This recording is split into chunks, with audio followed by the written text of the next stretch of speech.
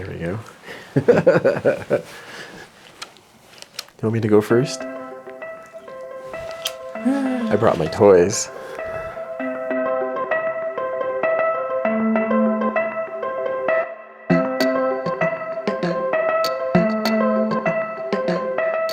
I'm Georgette Swenson, and I'm a painter.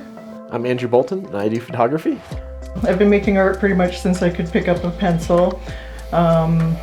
I probably first started selling the odd painting here and there when I was a teenager. I went to art school, and then for a few years, I guess adulting kind of got in the way, and I had a few years where I didn't paint, but I've taken it up again in the last few years, and I'm getting more serious about it again. I paint in oils. They're just easier to blend. They have a richer look to them too. I have been forcing myself to do a few more in acrylic recently, and I find that like with the acrylics I'm sometimes going over an area 4 or 5 times when in oils I could have done it in one stroke, so I find they're easier to blend and they just look a lot more rich. I started photography back in, I think the first time I remember was like 82, taking pictures of the royal visit in St. John, New Brunswick with a little point and shoot camera my mother gave me. And since then I've been doing photography. I learned how to do like all the darkroom stuff back in the day with a high school photography club, doing all the traditional, black and white darkroom stuff. And after I left high school I didn't do much photography, and then picked it up again, I think maybe around 2010 for all the film stuff. So I now got a darkroom in my basement and all the fun stuff. We met in an advanced studio lighting class. At SAIT. Yeah, he needed a date for his Christmas party and he asked me out on the last class. We've been together now 17 years. Awesome. I grew up in a house where it was just me and my grandparents, so I had a lot of time to myself. So like I used to do stuff like I'd find scraps of fabric and try to make little clothes for my stuffed animals. They were terrible, but it filled the time, and I enjoyed it. I was always drawing. I was drawing so much that I would go through the pads of papers that my grandparents would buy me, and eventually they just bought me a chalkboard and I drew on that. Back when I was a kid there, I was always somewhat creative there. I'd always draw a lot of things. I'd build things, like little dioramas, popsicle forts, things like that. Had like a erector sets and other building sets when I was young as well. So I don't know. I've always been kind of technically minded in a lot of ways for creating things. I think with me, I've always done creative things just to keep busy. Even when I wasn't painting, I've been sewing. I make my own clothes. And this hat. I made my dress and the sweater that I'm wearing. And then also the photography. I guess a couple of years ago I kind of had the epiphany that I really love the painting. I feel like I'm living my best life when I'm painting. My happy place, I'd say, is sitting in my studio at home painting.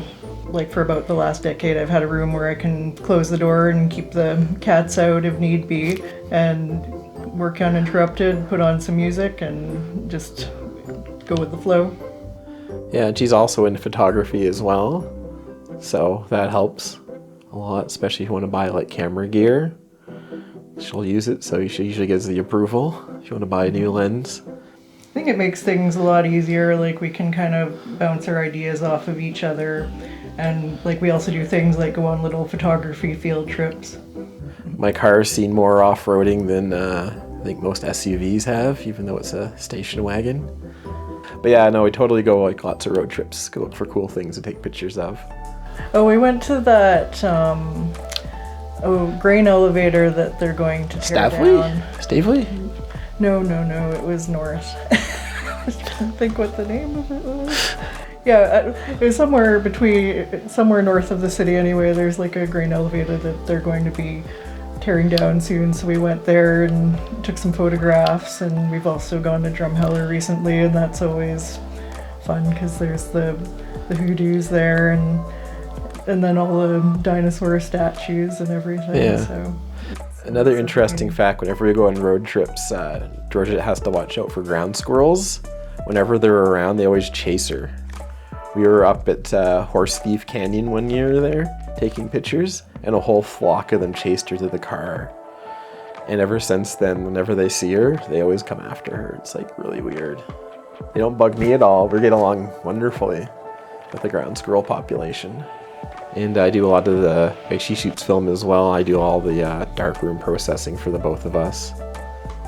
Stuff like that.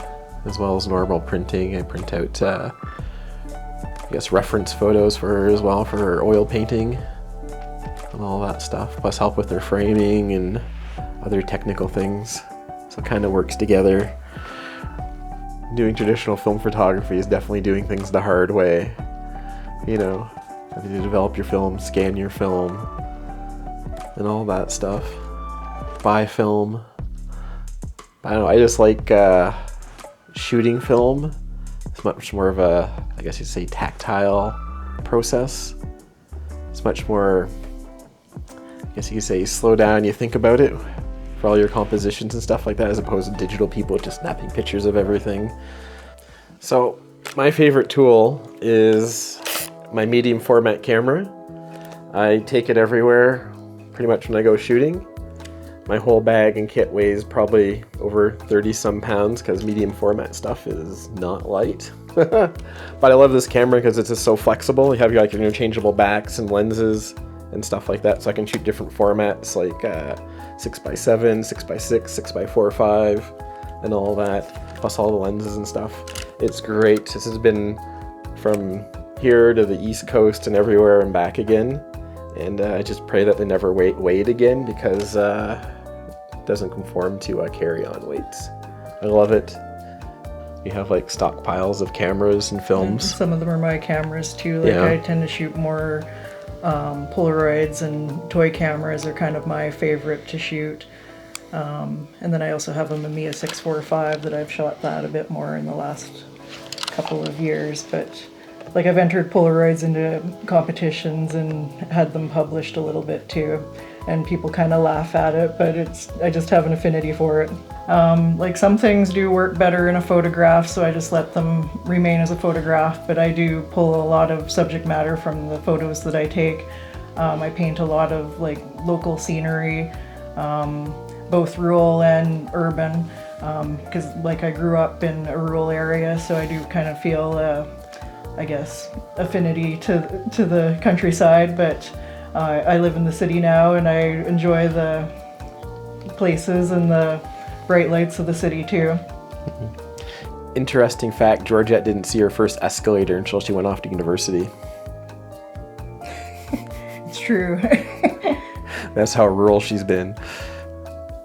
Like, some things are trickier to paint than others, so sometimes it'll be a matter of like, oh, I don't want to paint all those angular lines on that building today, so I'll go with something a little more organic, but then too, I also do like to challenge myself, and it is a matter of like seeing the shapes and the values, and you can simplify things in a painting too. Well, for me, depending how I shoot and what I shoot, a lot of times it's just, will it look cool when I print it out and hang it on a wall, you know? A lot of times I don't shoot, like, have other cameras as well. I have a 4x5 rail camera, I have an 8x10 camera, and a lot of times I don't take those out because they're kind of big and bulky. It's like an experience. You have to have like it's kind of like a Sherpa thing. You have like giant cases you have to take with you. So I don't shoot too much of them. Plus, 8x10 costs like, $20 to $30 a picture. And I pray no influencer ever tries to start shooting one of these, so the prices don't go through the roof either. So this will be my third year doing the Under 100 show. I know, like, the first year that I did it, I was terrified that nobody would buy anything, but that wasn't the case. I sold several pieces, and I was invited back the following year, and again, I sold even more pieces.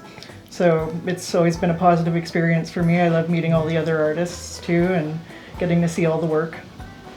I probably should actually show my works. I enjoyed the duck. I might try doing another more, like maybe one or two more ducks. I also have done several of the Hershey Kisses paintings before. I think this might be it, but I'm not entirely sure. But I enjoy like kind of little still life paintings like this. I also probably will do more landscapes and more local places. I enjoy painting those, and I have lots of photos that I've taken of them too, so lots to work from. All right, so this is my second year for the Under 100 art show, and I'm looking forward to it. It's a lot of fun, also a lot of stress trying to get everything together, you know, when you're bringing dozens and dozens of pieces. But no, I enjoy it, you know. I'd basically have sort of two different things that I shoot for photography. I have like your sort of more traditional landscapes and things like that, and I also have kind of a lot of the creepy stuff, because I have like, you know, a collection of haunted dolls. And I bring pictures of those, as well as other sort of pop art, other things like that as well. I have like, you know, anything from like bigger like 16 by 20s all the way down to like, you know, 8 by 10 prints. I also brought a couple small Polaroids as well. I'll probably be bringing some of those again this year. I also brought some 3D prints, which are fun.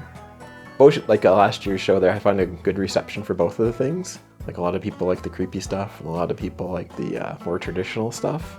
So it was fun. But I always enjoy the shows. It's like going to a big art gallery. You can see everybody else's work. It's a lot of fun.